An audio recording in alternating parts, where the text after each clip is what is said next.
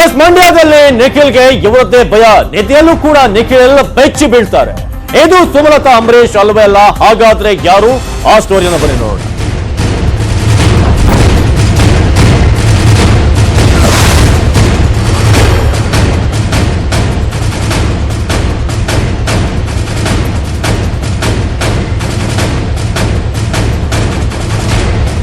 ಮಂಡ್ಯದಲ್ಲಿ ನಿಖಿಲ್ಗೆ ಇವರದ್ದೇ ಭಯ.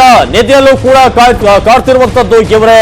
ಹಾಗಾದ್ರೆ ಇವರು ಯಾರು? ಇವರು ಖಂಡಿತ ಸುಮಲತಾ ಅವರು ಅಲ್ವೇ ಅಲ್ಲ? ಹಾಗಾದ್ರೆ ನಿಧಿಯಲ್ಲೂ ಕೂಡ ನಿಖಿಲ್ ಅವರನ್ನ ಬೆಚ್ಚಿ ಬೀಳಿಸುವಂತ ಈ ಒಂದು ಟೀಮ್ ಯಾವುದು ನೋಡು. ಇದು ಖಂಡಿತ ಸುಮಲತಾ ಅವರು ಖಂಡಿತ ಅಲ್ಲ. ಹಾಗಾದ್ರೆ ನಿಖಿಲ್ ಕುಮಾರಸ್ವಾಮಿ ಅವ್ರನ್ನ ಬೆಚ್ಚಿ ಬೀಳಿಸುವಂತ ಆ ಟೀಮ್ ಯಾವುದು? ಎಲ್ಲೋದ್ರೂ ಕೂಡ ನಿಖಿಲ್ ಕುಮಾರಸ್ವಾಮಿ ಅವರಿಗೆ ಇವರದ್ದೇ ಕಾಟ. ಅವರ ಅಸ್ತ್ರಕ್ಕೆ ನಿಖಿಲ್ ಕುಮಾರಸ್ವಾಮಿ ಅವರು ಅಕ್ಷರಶಃ ಕಂಗಾಲಾಗಿದ್ದಾರೆ. ಮುಖ್ಯಮಂತ್ರಿ ಕುಮಾರಸ್ವಾಮಿ ಅವರಿಗೂ ಕೂಡ ಇದೇ ಚಿಂತೆ ಕಾಡ್ತಾ ಇದೆ. ಹಾಗಾದ್ರೆ ಯಾವ ಚಿಂತೆ, ಯಾವ ಟೆನ್ಷನ್? ಎಸ್, ಇದು ಸೋಷಿಯಲ್ ಮೀಡಿಯಾ ಬಗ್ಗೆ ನಿಖಿಲ್ ಅವರ ಚಿಂತೆ. ಎಲ್ಲಾ ಕಡೆ ಕಾಡ್ತಿರುವಂತದ್ದು ಇದೇ social media. Go back Nikhil ಅನ್ನೋ ಅಭಿಯಾನಕ್ಕೆ ಆತಂಕ. ಸುಮಾಗೆ ಸೆಡ್ ಹೊಡೆಯೋದಕ್ಕೆ ನಿಖಿಲ್ ತಂತ್ರವನ್ನ ರೂಪಿಸಿದ್ದಾರೆ. ಹಾಗಾದ್ರೆ ಯಾವ ರೀತಿಯಾದಂತಹ ತಂತ್ರ? ಈ ಸೋಷಿಯಲ್ ದಾಳಿಯನ್ನ ಎದುರಿಸೋದು ಯಾವ ರೀತಿಯಾಗಿ ಎದುರಿಸಬೇಕು? ಏನಕ್ಕೋಸ್ಕರ ಕೌಂಟರ್ ಆಪರೇಷನ್ ಮಾಡೋದಕ್ಕೆ ಅಥವಾ ಕೌಂಟರ್ ಸ್ಟ್ರಾಟಜಿಯನ್ನ ಮಾಡೋದಕ್ಕೆ ಮುಂದಾಗಿರೋದು? ದಾಳಿಯನ್ನ ಎದುರಿಸೋಕೆ ನಿಖಿಲ್ ಅವರು ಒಂದು ಯುವ ಪಡೆಯನ್ನ ರಚನೆ ಮಾಡಿದ್ದಾರಂತೆ. ಸುಮಲತಾ ಅವರ ವಿರುದ್ಧ ಪ್ರತಿ ದಾಳಿಗೆ ಯುವ ಪಡೆಯ ರಚನೆಯನ್ನ ಮಾಡಲಾಗಿದೆ. ಆ ಯುವ ಪಡೆ ಸೋಷಿಯಲ್ ಮೀಡಿಯಾ ಮೂಲಕ ಅಟ್ಯಾಕ್ ಮಾಡುತ್ತೆ. 50 ಯುವಕರ ಪಡೆಯನ್ನ ಈಗಾಗಲೇ ನಿಖಿಲ್ ಅವರು ರಚಿಸಿದ್ದಾರೆ ಅನ್ನೋದು. ಸೋಷಿಯಲ್ ಮೀಡಿಯಾದಿಂದ ನಿಖಿಲ್ ಅವರಿಗೆ ತೀವ್ರವಾದಂತಹ ಮುಜುಗರ ಆಗ್ತಿದೆ. ಒಂದು ಕಡೆ ದೇವೇಗೌಡರದ್ದೇ ಎಲ್ಲರೂ ಕೂಡ ಅವರ ಫ್ಯಾಮಿಲಿ ಅವರೇ ಅನ್ನೋದ್ ಕಡೆ ಒಂದು ವಿಚಾರ, ಇನ್ನೊಂದು ಕಡೆ ಕೆಲವೊಂದು ವಿಚಾರ ಟ್ರಾಲ್ ಕೂಡ ಆಗ್ತಿದ್ದಾವೆ. ಹಾಗಾಗಿ ಇದಕ್ಕೆ ತಕ್ಕದಾದ ಉತ್ತರವನ್ನ ಕೊಡ್ಲೇಬೇಕು. ಹಾಗಾಗಿ ಮಂಡ್ಯದಲ್ಲಿ ಸೋಷಿಯಲ್ ಮೀಡಿಯಾ ಟೀಮ್ ಅನ್ನ, ಯಂಗ್ ಟೀಮ್ ಅನ್ನ ರೆಡಿ ಮಾಡಿದ್ದಾರೆ. ಅದೇ ರೀತಿಯಾಗಿ ಮಂಡ್ಯದ ಜೊತೆ ಬೆಂಗಳೂರಲ್ಲೂ ಕೂಡ ಸೋಷಿಯಲ್ ಮೀಡಿಯಾ ಟೀಮ್, ಬೆಂಗಳೂರಿನಲ್ಲೂ ಕೂಡ ಸೋಷಿಯಲ್ ಮೀಡಿಯಾದ ಟೀಮ್ ಇರುತ್ತೆ. ಹಾಗಾಗಿ ತಮ್ಮ ವಿರುದ್ಧದ ದಾಳಿಗೆ ಪ್ರತ್ಯುತ್ತರವನ್ನ ನೀಡೋದಕ್ಕೆ ಈ ಒಂದು ಟೀಮ್ ಈಗ ರೆಡಿ ಆಗಿದೆ. ಎಚ್ಚರಿಕೆಯಿಂದ ಪ್ರತಿಯೊಂದು ಸೋಷಿಯಲ್ ಮೀಡಿಯಾದ ಆಕ್ಟಿವಿಟಿಗಳನ್ನ ಗಮನಿಸೋದು, ಎಲ್ಲೆಲ್ಲಿ ಟ್ರೋಲ್ ಮಾಡ್ತಾರೆ ಅಥವಾ ಎಲ್ಲೆಲ್ಲಿ ಈ ರೀತಿಯಾದ ಪೋಸ್ಟ್ಗಳು ಬರುತ್ತೆ ಅದಕ್ಕೆ ತಕ್ಕನಾದ ಉತ್ತರವನ್ನ ಕೊಡೋದು, ಜೊತೆಗೆ ನಿಖಿಲ್ ಕುಮಾರಸ್ವಾಮಿ ಅವರಿಗೆ ಅವರ ಪರವಾದಂತ ಒಂದಷ್ಟು ಪೋಸ್ಟ್ ಗಳನ್ನ ಬಿಡೋದು ಈ ಒಂದು ಟೀಮ್ ನ ಕೆಲಸ.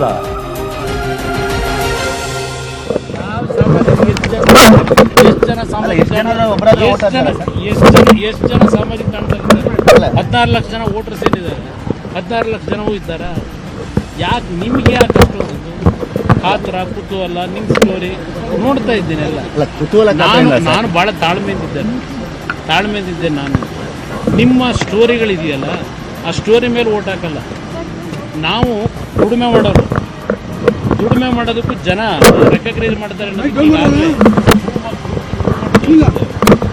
ನಿಮ್ ಸ್ಟೋರಿ ಮೇಲೆ ಓಟ್ ಹಾಕ್ತಾರ? ನಿಮ್ ಸ್ಟೋರಿ ಮೇಲೆ ಓಟ್ ಹಾಕ್ತಾರೆ. 2 ತಿಂಗಳಿಂದ ಏನ್ ತೋರಿಸ್ತಾ ಇದ್ರೆ ನೋಡ್ತಾ ಇದ್ದೀನಿ. ದುಡಿಮೆ ಮಾಡೋರು ನಾವು, ಚಾಕರಿ ಮಾಡೋರು ನಾವು, ಜನಗಳ ಕಷ್ಟ ಸುಖ ನೋಡೋರು ನಾವು. ಮಂಡ್ಯ ಜನ ಕಷ್ಟಪಟ್ಟು ದುಡಿಮೆ ಮಾಡೋರನ್ನ ಅಷ್ಟು ಸುಲಭವಾಗಿ ದೂರ ಕಳಿಸಲ್ಲ. ಗೊತ್ತಿದೆ ನನಗೆ ಗೊತ್ತಿದೆ ನನಗೆ. ಅದರಿಂದ ನಿಮ್ಮ ಸ್ಟೋರಿ ಮೇಲೆ ಚುನಾವಣೆ ನಡೆಯಲ್ಲ, ನನ್ನ ಸ್ಟೋರಿ ಮೇಲೆ ಚುನಾವಣೆ ನಡೀತದೆ. ಸಿಎಂ ಎಚ್ ಡಿ ಕುಮಾರಸ್ವಾಮಿ ಅವರ ಮಾತುಗಳನ್ನ ಕೇಳಿದ್ರಿ. ಬಹಳ ಟೆನ್ಷನ್ ನಲ್ಲಿರೋ ಕಾಣ್ತಾ ಇದೆ. ತಮ್ಮ ಮಗನ ಭವಿಷ್ಯದ ಬಗ್ಗೆ ಕೂಡ ಬಹಳಷ್ಟು ಟೆನ್ಷನ್ ಇದೆ. ಹಾಗಾಗಿ ಅವರು ಫುಲ್ ತಲೆ ಕೆಡಿಸ್ಕೊಂಡಿರೋ ಹಾಗೆ ಕಾಣಿಸ್ತಾ ಇದೆ. ಮಂಡ್ಯದಲ್ಲಿ ಸುಮಲತಾ ಸ್ಪರ್ಧೆಯಿಂದ ಟೆನ್ಷನ್ ಆಗಿರುವಂತಹ CM H DK Nikhil Kumaraswamy ಅವರ ಭವಿಷ್ಯದ ಬಗ್ಗೆ ವಿಚಾರಿಸೋದಕ್ಕೆ ಜ್ಯೋತಿಷ್ಯದ ಮೊರೆ ಹೋಗಿದ್ದಾರೆ. ನಿಖಿಲ್ ಜೊತೆ ದ್ವಾರಕನಾಥ್ ಗುರೂಜಿ ಅವರನ್ನ ಭೇಟಿಯಾದಂತಹ ಸಿಎಂ ಸುಮಾರು 4 ಗಂಟೆಗಳ ವಿಶೇಷ ಪೂಜೆಯನ್ನ ಸಲ್ಲಿಸಿದ್ದಾರೆ. ಬೆಂಗಳೂರಿನ ದ್ವಾರಕನಾಥ್ ಮನೆಯಲ್ಲೇ ಶತ್ರುಬಾಧೆ ನಿವಾರಣೆಗೆ ಪೂಜೆ, ಚುನಾವಣೆಯಲ್ಲಿ ಗೆಲುವಿಗಾಗಿ ವಿಶೇಷ ಪೂಜೆಯನ್ನ ಮಾಡಿದ್ದಾರೆ. ಅಲ್ಲದೆ ಮಂಡ್ಯದಲ್ಲಿ ಸ್ಪರ್ಧೆ ಮಾಡಿದ್ರೆ ಏನಾಗುತ್ತೆ, ಮುಂದೆ ನಿಖಿಲ್ ರಾಜಕೀಯ ಭವಿಷ್ಯ ಯಾವ ರೀತಿಯಾಗಿದೆ ಅಂತ ಗುರೂಜಿ ಜೊತೆ ಚರ್ಚೆಯನ್ನ ಮಾಡಿದ್ದಾರೆ ಅನ್ನೋದು. ರಾಜಗುರು ದ್ವಾರಕನಾಥ್ ಅವರು ಸಚಿವ ಡಿಕೆಶಿ ಅವರ ಪರಮಾತ್ಮ ಗುರು. ಡಿಕೆಶಿ ಅವರ ಸೂಚನೆ ಮೇರೆಗೆ ಕುಮಾರಸ್ವಾಮಿ ಅವರು ಗುರೂಜಿಯ ಮೊರೆ ಹೋಗಿದ್ದಾರೆ ಅಂತ ಹೇಳಲಾಗ್ತಿದೆ. ಮುಖ್ಯಮಂತ್ರಿಗಳು ಇದೇ ಹೊಸಬೇಟೆ ಹೊಸದಲ್ಲ, ಹಿಂದೆ ನೋಡಿದ್ದೇನೆ. ಹಿಂದೇನೂ ಪರಿಚಯ ಇದೆ, ಈಗಲೂ ಪರಿಚಯ ಇದೆ. ನಾನು ಎಲ್ಲರೂ ಕೇಳಿದಾಗಲೂ ಹೇಳಿದ್ದೇನೆ, 17ನೇ ಇಸ್ವಿ ಅಕ್ಟೋಬರ್ 17ನೇ ತಾರೀಕು ಹೇಳಿದ್ದೇನೆ, ಈ ರಾಜ್ಯದಲ್ಲಿ ಮುಖ್ಯಮಂತ್ರಿಯಾಗಿ ಕುಮಾರಸ್ವಾಮಿ ಯೋಗ ಇರೋದು ಅಂತ ಹೇಳಿದ್ದೀನಿ. ಅದೇ ನಡೆದಿದೆ. ರಾಜ್ಯದಲ್ಲಿ ಚುನಾವಣೆ ಬರ್ತಾ ಇದೆ, ಆಶೀರ್ವಾದ ಬೇಕು ಅಂದ್ಕೊಂಡಿದ್ರು, ಆಶೀರ್ವಾದ ಕೊಟ್ಟು. ನಮ್ಗೆ ಯಾವ ಪಕ್ಷವೂ ಮುಖ್ಯವಲ್ಲ. ನಮಗೆ ಯಾವುದಾದ್ರು ಪಕ್ಷ ಇರಲಿ, ಯಾವ ಪಕ್ಷದವರು ಪ್ರಜಾಸುಖವನ್ನು ಕೊಡ್ತಾರೆ ಚೆನ್ನಾಗಿರಬೇಕು ಅಂತ. ಆಮೇಲೆ ಯಾವ ರಾಜರು ಯಾರನ್ನು ಬೀಳ್ಸೋಕ್ಕೆ ಹೋಗಬಾರ್ದು, ಕಾಲಾವಕಾಶ ಬೇಕು, ಕಾಲಾವಕಾಶ ಕೊಡಬೇಕು, ಕೊಟ್ಟಿದ್ದಾರೆ. ಆದರೆ ನನಗೆ ಎಲ್ಲರೂ ಒಂದೇ, ಯಡಿಯೂರಪ್ಪನವ್ರು ಕರ್ಕೊಂಬಂದ್ರು ನಾನು ಆಶೀರ್ವಾದ ಮಾಡಿ ಕಳಿಸ್ತೀನಿ. ನಮಗೆ ನಾನು ಯಾರನ್ನೂ ದ್ವೇಷ ಮಾಡಲ್ಲ.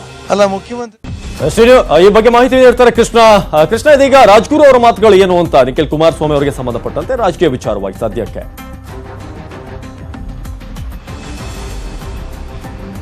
ಮುಖ್ಯವಾಗಿ ಅವಿನಾಶ್ ಏನು ದ್ವಾರಕನಾಥ್ ಗುರೂಜಿ ಅವರು ಒಂದು ಭವಿಷ್ಯವನ್ನು ನುಡಿದಿರುವಂಥದ್ದು ಮುಖ್ಯವಾಗಿ ಎಲ್ಲೋ ಒಂದು ಕಡೆ ನಿಖಿಲ್ ಕುಮಾರಸ್ವಾಮಿ ಅವರು ಸ್ಪರ್ಧೆ ಮಾಡಬಾರ್ದು ಅನ್ನುವಂಥ ಒಂದು ಪರೋಕ್ಷವಾಗಿ ಹೇಳಿರುವಂಥದ್ದು. ಅಂದರೆ ಅನಿವಾರ್ಯವಾಗಿ ನಿಖಿಲ್ ಕುಮಾರಸ್ವಾಮಿ ಅವರು ಸ್ಪರ್ಧೆ ಮಾಡಿಬಿಟ್ಟಿದ್ದಾರೆ, ಹೀಗಾಗಿ ನಾನು ಆಶೀರ್ವಾದ ಮಾಡಲೇಬೇಕಾದಂಥ ಒಂದು ಪರಿಸ್ಥಿತಿ ನಿರ್ಮಾಣ ಆಗಿದೆ, ಹೀಗಾಗಿ ನಾನು ಆಶೀರ್ವಾದ ಮಾಡ್ತೇನೆ ಅನ್ನೋ ಮಾತನ್ನು ದ್ವಾರಕನಾಥ್ ಗುರೂಜಿ ಅವರು ಹೇಳಿರುವಂಥದ್ದು. ಹೀಗಾಗಿ ಎಲ್ಲೋ ಒಂದು ಕಡೆ ನಿಖಿಲ್ ಕುಮಾರಸ್ವಾಮಿ ಅವರಿಗೆ ಮಂಡ್ಯ ಲೋಕಸಭಾ ಕ್ಷೇತ್ರದಲ್ಲಿ ಏನಾದರೂ ಕಷ್ಟವಾಗಲಿದ ಅನ್ನುವಂಥದ್ದು ಆ ಒಂದು ವಿಚಾರ ಇದೀಗ ದ್ವಾರಕನಾಥ್ ಗುರೂಜಿ ಅವರಿಗೆ ಗೊತ್ತಾಗಿದೆ. ಆ ಒಂದು ಕಾರಣಕ್ಕಾಗಿ ದ್ವಾರಕನಾಥ್ ಗುರೂಜಿ ಅವರು ಇದೀಗ ಪರೋಕ್ಷವಾಗಿ ಈ ಒಂದು ವಿಚಾರವನ್ನ ಹೇಳಿದಾರಾ ಅನ್ನೋ ಒಂದು ಪ್ರಶ್ನೆ ಇಲ್ಲಿ ನಿರ್ಮಾಣವಾಗಿರುವಂತದ್ದು. ನಿನ್ನೆ ಮಾತನಾಡಿದಂಥ ಸಂದರ್ಭದಲ್ಲಿ ಕೂಡ ಏನು ಮುಖ್ಯವಾಗಿ ನಿಖಿಲ್ ಕುಮಾರಸ್ವಾಮಿ ಅನಿವಾರ್ಯವಾಗಿ ಈಗಾಗಲೇ ಸ್ಪರ್ಧೆ ಮಾಡಿದ್ದಾರೆ, ನಾನು ಆಶೀರ್ವಾದ ಮಾಡಿದ್ದೇನೆ. ಜೊತೆಗೆ ಅವರು ಈಗಾಗಲೇ ಏನು ಮುಖ್ಯಮಂತ್ರಿ ಎಚ್ ಡಿ ಕುಮಾರಸ್ವಾಮಿ ಅವರ ಜೊತೆಗೂ ಕೂಡ ಕೆಲ ಸಲಹೆಯನ್ನು ಕೂಡ ಕೊಟ್ಟಿರುವಂತದ್ದು. ಯಾವ ರೀತಿಯಾಗಿ ಸ್ಪರ್ಧೆ ಮಾಡಿದ್ರೆ ಯಾವ ರೀತಿಯಾಗಿ ನಾವು ಗೆಲ್ಲಬೇಕು ಮತ್ತೆ ಯಾವೆಲ್ಲ ತಂತ್ರಗಳನ್ನು ಮಾಡ್ಕೊಳ್ಬೇಕು ಅನ್ನೋದ್ರ ಬಗ್ಗೆ ದ್ವಾರಕನಾಥ್ ಗುರೂಜಿ ಅವರು ಮುಖ್ಯಮಂತ್ರಿ ಎಚ್ ಡಿ ಕುಮಾರಸ್ವಾಮಿ ಅವರಿಗೆ ಕೊಟ್ಟಿರುವಂತದ್ದು.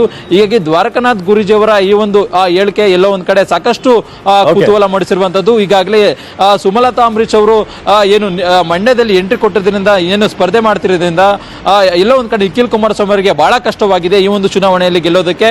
ಜೊತೆಗೆ ಮುಖ್ಯಮಂತ್ರಿ ಎಚ್ ಡಿ ಕುಮಾರಸ್ವಾಮಿ ಅವರು ಕೂಡ ಬಹಳಷ್ಟು ತಲೆಯನ್ನ ಕೆಡಿಸಿಕೊಂಡಿರುವಂತದ್ದು. ಮುಖ್ಯವಾಗಿ ಸಾಮಾಜಿಕ ಜಾಲತಾಣಗಳಲ್ಲಿ ಆಗಿರ್ತಕ್ಕಂಥ ಏನ್ ಟ್ರೋಲ್ ಆಗಿರ್ಬೋದು, ಜೊತೆಗೆ ಮಂಡ್ಯದಲ್ಲಿ ಆಗ್ತಿರುವಂತಹ ವಿರೋಧ ಏನಿದೆ ಅವೆಲ್ಲವನ್ನು ಕೂಡ ಅದರಿಂದಾಗಿ ಎಚ್ ಡಿ ಕುಮಾರಸ್ವಾಮಿ ಅವರು ಬಹಳ ಮಂಡ್ಯ ಬಿಸಿಯನ್ನು ಮಾಡ್ಕೊಂಡಿರುವಂತದ್ದು. ಈಗಾಗಲೇ ದ್ವಾರಕನಾಥ್ ಗುರೂಜಿ ಅವರು ಕೂಡ ನಿಖಿಲ್ ಕುಮಾರಸ್ವಾಮಿ ಅವರ ಸ್ಪರ್ಧೆ ಬಗ್ಗೆ ಬಹಳ ಒಂದು ರೀತಿ ಕುತೂಹಲ ಒಂದು ಹೇಳಿಕೆಯನ್ನು ಹೇಳಿರುವಂತದ್ದು.